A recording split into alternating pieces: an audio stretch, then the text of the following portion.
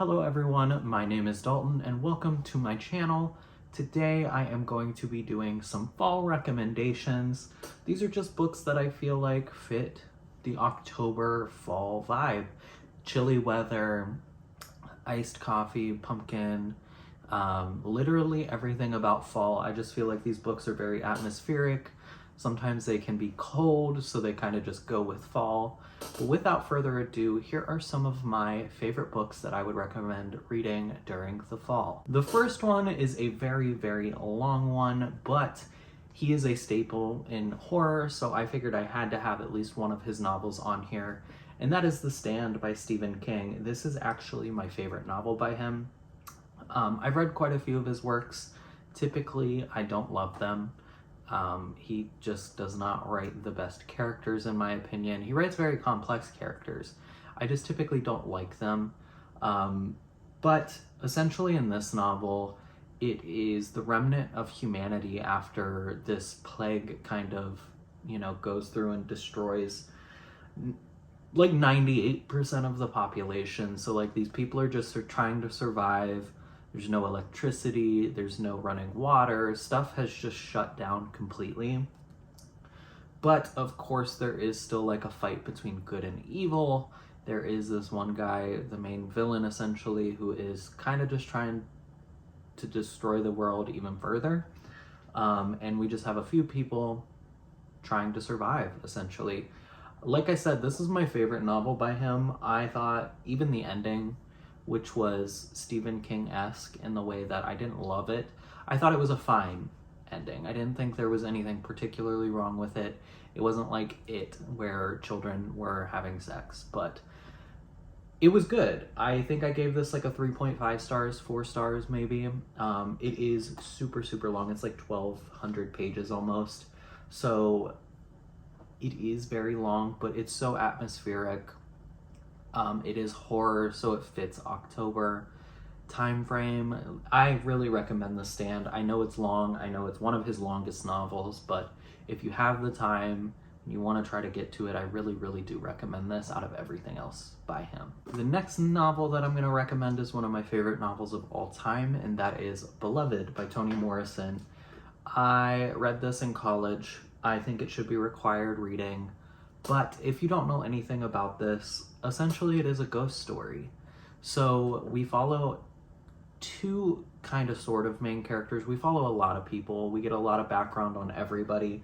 But the two main characters are a mom and a daughter trying to live in this house that has a ghost that's haunting them. And the ghost is actually one of the mother's babies that she murdered, trying to escape slavery. So essentially this is a ghost story with a haunted house, and there's so much packed into this novel. It is excellent. It's Toni Morrison. This novel won her a Nobel Prize for Literature. If that says anything to you, it should. Again, this should be required reading. I'd recommend this at any time, but because it is a ghost story, it fits perfectly in falls. And this one's super short. It's only like 300 pages, I think. So you have to read it. You have to read this. This is a 5-star novel. One of the best novels I've ever read. Everything by Toni Morrison is great, but please, please, please read Beloved. Another favorite novel of mine is The Final Empire, or Mistborn by Brandon Sanderson. This is just such a vibey novel. It is set in a world where there's ash falling from the sky. It's super dark and dim, dreary. There's a Lord Ruler who's been alive for a millennia. Everything kind of sucks in this world. But, of course, there is one of the coolest magic systems of all time, allomancy, where people swallow or ingest metals and basically get to do cool stuff with the powers that those metals give them. Everybody has heard of this novel. Brandon Sanderson is super, super popular, super famous. If you haven't read it, I definitely recommend it. It is a super great read during the fall just because it is super atmospheric, it is super dark. It is one of his weaker novels in the sense that his writing has just improved a lot since then.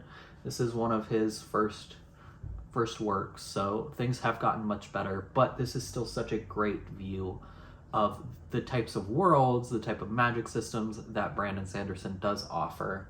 I highly recommend this for the fall, just because it's great to read with a nice cup of tea in a warm bed with the fire in the background. You know, it's very atmospheric, so definitely give this a read during the fall if you haven't read it yet. The next novel that I'm going to recommend is These Violent Delights by Micah Nemerever. I ended up reading this in the summer, I believe, a year or two ago, but I wish I would have read it during the fall or even winter almost. Essentially, we follow I believe it's only under one perspective, but we kind of follow two younger boys who are in their teens going to like this prep school, and essentially they plan to murder someone and try to get away with it. These boys are in a very, very toxic relationship with each other. It doesn't make sense most of the time. It's not endearing. It's abusive. It's bad. These boys have a lot going on. And you can just tell, I will say, I do feel like some of this novel drags a little bit towards the middle, but the writing is so good that I don't care. And it's tragic, it's beautiful, it's everything you kind of want in a like literary fiction, kind of sort of mystery type novel. But these two boys essentially plan to murder somebody and try to get away with it, and you just follow them trying to execute their plans and everything that kind of goes along with their relationship. And it's heartbreaking, it's beautiful. Like I said, the writing is excellent. I don't hear anybody ever talking about this. So I highly recommend this. Please, please, please try to give this a try. I had to include another mystery or thriller on here, and typically I hate or do not like any of the mystery thrillers that I read. But this one is an all-time fave. I've recommended this book 100 times. And that is The Girl with the Dragon Tattoo by Stieg Larsson. This essentially follows a economic journalist as he kind of goes through a libel lawsuit and is kind of down on his luck. And essentially a rich, older CEO of this company hires him to come live on their private island, essentially, to solve a murder mystery that happened 20 years prior or 30 years prior, a long time ago. This old CEO essentially just wants to try to wrap up this mystery that happened so long ago, figure out what happened, and this novel is excellent. Like I said, I don't typically like mystery thrillers. This had me on the edge of my seat the entire time. The writing is great. It does so much with the characters. It has Elizabeth Salander, one of the best characters of all time in my opinion. And it's just badass. It's such a good novel. And I've heard a lot of people complain about like the first 100 or so pages, because you are kind of delving into this family's history. So you're learning a lot of names. You're learning a lot of people, their relationship to everybody. And I do understand why people say that's a little overwhelming and you can't really keep count of all the characters and their names and stuff. I never had any issue personally. I've read this novel multiple times now, and you don't have to remember all their names. You don't have to keep them straight. He does such a good job later on in the novel reminding you who these people are that it doesn't matter. You don't need to sit there and do a family tree. You don't need to do that. Please just read this. It's cold. It's set in Sweden. I would also say this is like a great winter read just because there's snow and it's so cold. And he really just makes it feel like you're living in like this little cabin in the woods, essentially. But it's just so atmospheric. The murder mystery is great. So much happens in this, and it's just a great novel. I highly, highly recommend this. Then the next novel that I want to recommend, all of these have been kind of long, and I do apologize. Typically, I just read longer novels, though. And that is The Mask of Mirrors by M.A. Carrick. This follows a cast of characters, but our main character is a thief, essentially trying to pretend her way into this big house of rich people. But what she doesn't realize is that this family is kind of down on their luck. While they are not poor by any means, they definitely do not have the same status and wealth that they once had. And there's trickery, there's magic. This has one of the best thieves that I've ever read. I love her dearly. There's so much going on in this novel. You meet so many different people. The magic is so interesting. This feels just like super grimy. There's like an underworld in here that's just super dirty. The city itself, while majestic and beautiful and wealthy, also just has like slums and just like this grittiness about it. There's so much political intrigue in this novel as well, which I think is kind of why it makes me think of fall. I don't know why, but it just does. Everything about this novel is great. I do think it's a little bit of a slow burner. It is a larger novel. Like I said, it's like 600 pages, but if you give it the time it deserves, you will absolutely love this novel and subsequently the other two novels in the trilogy. I hope these two ladies continue writing because I will read anything they publish. So I really enjoyed this. Please give it a read. Another very, very lengthy novel. This one, again, kind of like with The Girl with the Dragon Tattoo, I think would be great during fall or winter, just depending on kind of your mood. And that is Jonathan Strange and Mr. Norell by Susanna Clarke. This is one hunk of a novel. It's such a beautifully written, kind of sort of historical fiction novel, just told in a way that has added magic in it.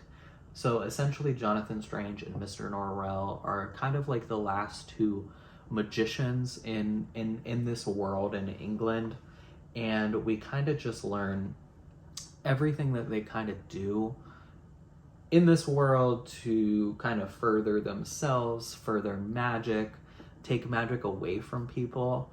It's such a long novel, but you really, really just get such a deep sense for these characters. You really, truly understand them. The world is just excellent. She describes just like churches beautifully. Everything about this novel I loved. It's so atmospheric. It makes me think of fall because magicians, magic. But I believe this follows quite a long period of time, so you kind of get a little bit of everything. I know for sure there are some fall times in here, but definitely give this a read. I do know it's very long. I know she has another novel, Piranesi. I've never read it, but it might also fit the fall vibe too. But you gotta read this. It's so good. It's so long, but it's so worth it.